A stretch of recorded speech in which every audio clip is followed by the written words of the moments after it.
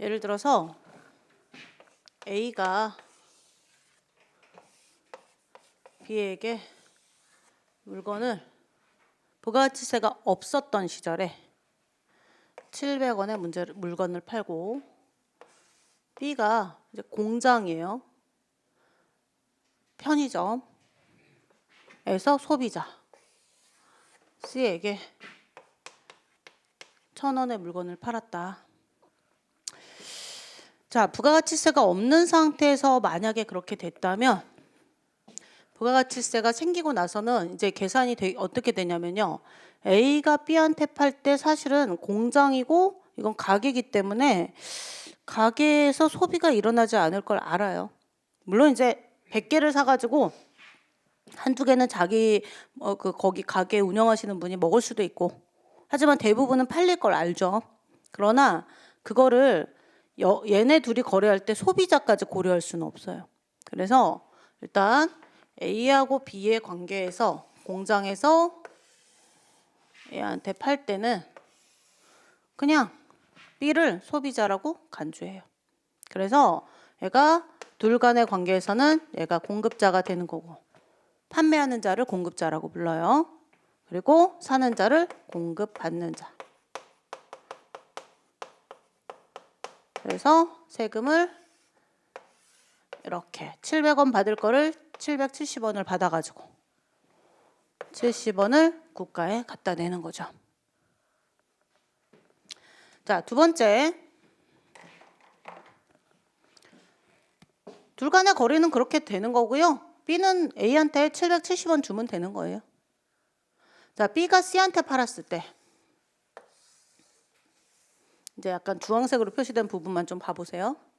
B가 C한테 팔았을 때는 B가 C한테 1000원에 팔았다. 그럼 이 경우에는 B가 공급자가 되는 거죠. 그렇죠? 그 다음에 C가 공급받는 자가 되는 거예요.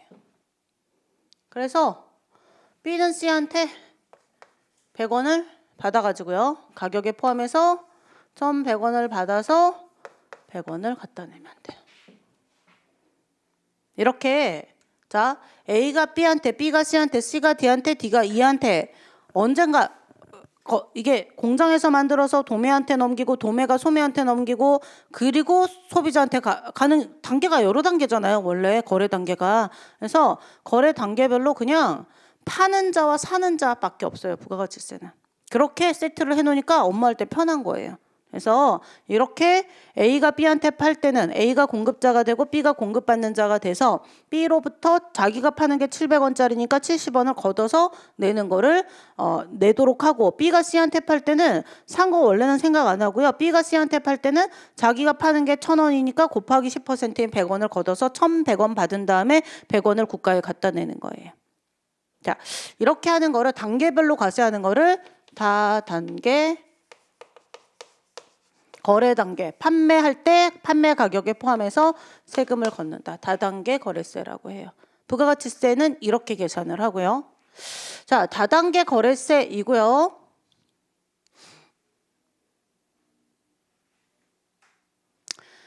이제 B의 입장에서 생각해 볼게요. 여러분은 이제 B예요. B는 소비자한테 얼마를 걷었죠?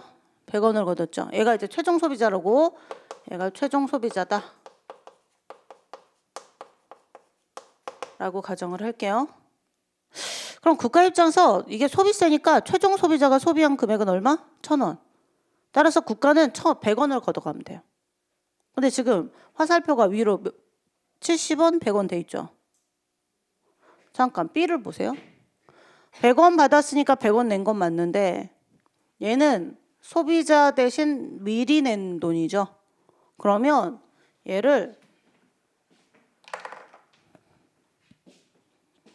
얘가 이걸 냈으니까 여기에서 70을 빼고 30만 내면 안 될까? 자, B는 100원 걷었어요. 100원을 내려고 봤더니 미리 낸 세금 있죠? 100원을 미리 낸 거예요.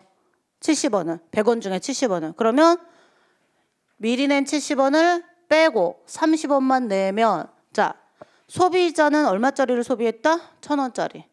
그래서 국가는 최종 소비자가 소비하는 거에 곱하기 10%를 걷어가고 싶어요. 그래서 정상적으로는 100원을 걷어갈 건데 다단계 거래세를 하다 보니 B가 사실은 소비자가 아님에도 불구하고 먼저 냈죠. 그건 누구를 대신해서? 소비자를 대신해서. 소비자한테 100원 받았으면 자기가 먼저 내준 돈 빼고 나머지를 내야 맞죠. 여기 공식으로 적어볼게요. B의 세금.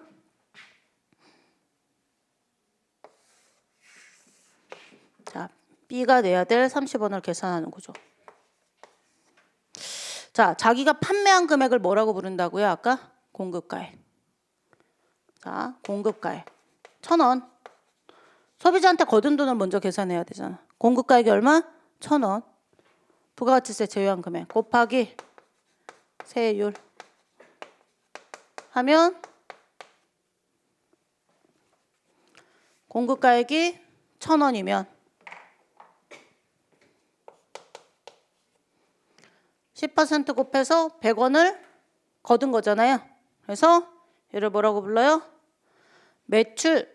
B가 C한테 팔면 B는 매출자니까 매출 단계에서 거둔 세금. 이래서 매출 세액이라고 부를 거고요. 여기에서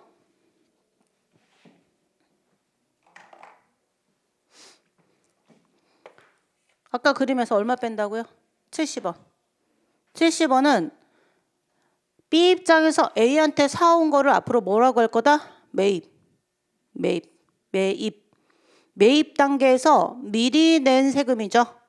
미리 낸 부가가치세. 그래서 얘를 매입 세액을 뺀다라고 할 거고 이걸 매입세액 공제라고 할 거예요. 얘가 매입세액 공제예요. 빼는 걸 매입 공제라고 하니까 매입세액 공제. 그럼 그걸 빼고 나면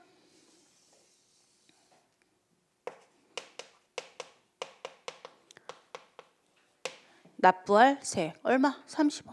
이번에 30원 내면 된다 이거예요. 납부세액. 그런데 예를 들어서 여러분 A가 B한테 판 게 700원어치가 아니고 7,000원어치였다 그러면 매입세액은 700원이죠. 그러면 100원에서 700원 빼가지고 마이너스 해주느냐? 해줘요. 환급해줘요. 세금을 돌려주는 걸 환급이라고 그래요. 그래서 얘가 자 이거 세모 마이너스인 거 아시죠? 세모는 세모라고 읽으시면 안 돼요. 마이너스라고 읽어야 돼요. 자, 마이너스. 옛날에 어떤 학생이 세모 유보가 뭐예요? 그래서 도대체 뭔 소리야 이랬는데 보니까 이제 고등학생이라 모를 수 있지. 그래서 그 다음부터는 세모를 설명드려요. 혹시 몰라서. 자, 마이너스가 나오면 숫자가 혹시 계산상 마이너스가 나오면 환급해줘요. 왜냐면 국가가 예를 들어서 A, B, C가 있는데 세금을 지금 70원을 거뒀고 100원을 내야 되는데 이게 70원이 아니고 700원이다라고 할 수 아니 재고는 많이 사오잖아요. 슈퍼를 처음에 내가 차리려면 재고를 많이 사다가 쟁여놓고 하는 거니까 많이 샀을 수 있단 말이에요. 근데 국가는 100원만 갖고 갈 거야. 그러니까 어떻게 700원 낸 거랑 100원 차이 800원 되면 안 되잖아요. 그래서 미리 낸 세금을 빼고 그러면 700원을 빼고 마이너스 600을 환급을 해준다고. 실제 환급해줘요. 환급해줍니다. 환급 절차도 나중에 뒤에서 배울 거예요.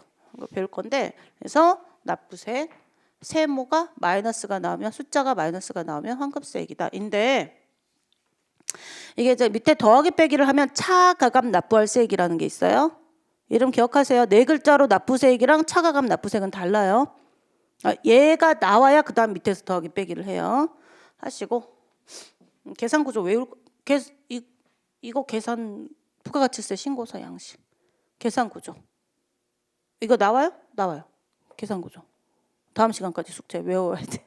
자, 부가가치세 계산구조를 모르고 어떻게 공부를 해요? 네, 그래서 일단 이렇게 할 거고요. 그런데 여기에 제가 이게 이제 언제 도입된 세금이라고요?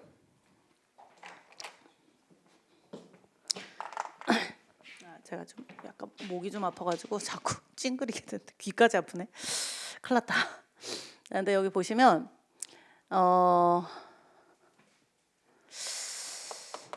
얘가 1977년에 도입된 세금이에요.